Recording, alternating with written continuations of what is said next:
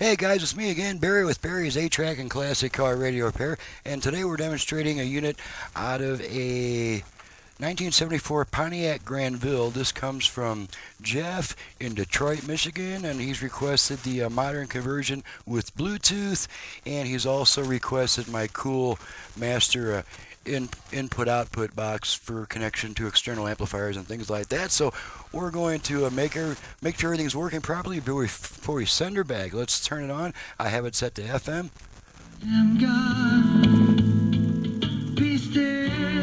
Okay, and the first thing we'll make sure all the presets work. Needless to say, I have all the presets set to stations in my area. Okay, and now we'll go all the way down the dial. And incidentally, I just readjusted the volume levels on all 4 channels, so the volume may be too loud, too soft, uneven on some stuff until I have a chance to hear this back. Let's talk, Kayla.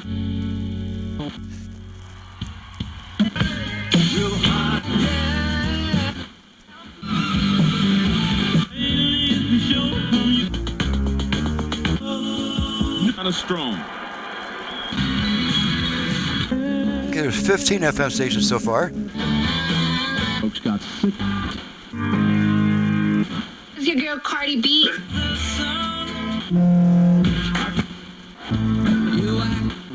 Reservations now. The most options. The nation. Price of participation.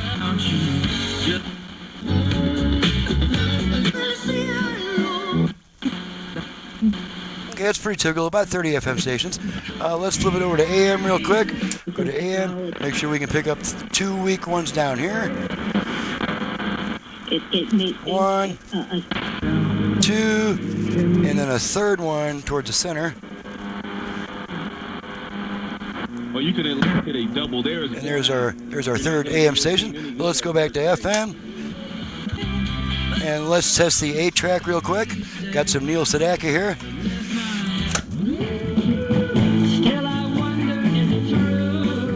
Switch tracks a bunch of times.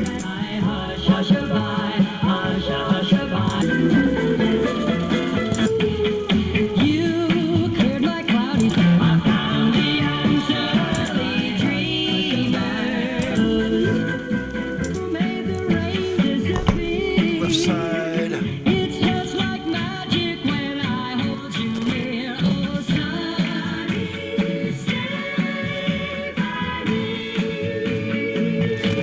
Okay guys, I'm playing around with my volume levels here.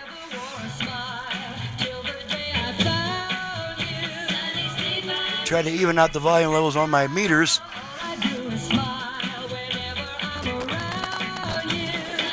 Okay, hopefully that's a little better. Okay, that's blank spot on the tape there. Okay, the end of a song there. End of a song there. So we're going to be switching tracks in a moment. There's our automatic track switch. Wait for the next song to start, then we'll demonstrate the virtual balance and fader functions. Okay, now we'll eject the tape by pressing the eject button very lightly. Pressing it any harder than that will move the station. Okay, let's test our virtual balance and fader functions. We're going to need our output level meters so we can make sure the adjustments are working. We're going to activate our virtual front rear fader. We do that by rotating our tone control twice to the right. So let's try that. Fader adjust. Fader adjust. Okay, so now this tone control is actually adjusting your front rear speaker balance. You can adjust it as long as you want to, and once you're satisfied, stop adjusting it. Fader set. Fader set. Okay, now let's activate the left-right balance control. Same procedure, except we turn this tone control to the left. So let's try that. Balance adjust. Balance adjust. Okay, so now this control is adjusting our left-right balance. And same thing as before, you adjust it as long as you want. Once you stop adjusting it, balance is set. Okay, that's working. Let's make sure that our line input works on our remote box. We don't need this anymore. Okay, I'm going to move the radio aside so we can see our output, our master input-output box here. Just going to plug our aux signal into the aux jack real quick. Just make sure it switches over. A quick test tone. 1. Sorry, that was quite so loud. Now, after using the aux input, there is a 20-second delay before the radio comes back. That is just to make sure that it's not constantly switching back and forth between silent passages and quiet parts of the music that you're putting in there. So just give it about 5 or 6 more seconds. If you don't like this delay, just turn the radio off, turn it right back on, radio come right back on. Okay, so the aux input's been tested, 8-track's been tested. FM stereo light, we've got our light is lighting up when we turn the radio on, and I believe that's it. Oh, we want to make sure the Bluetooth goes into pairing mode.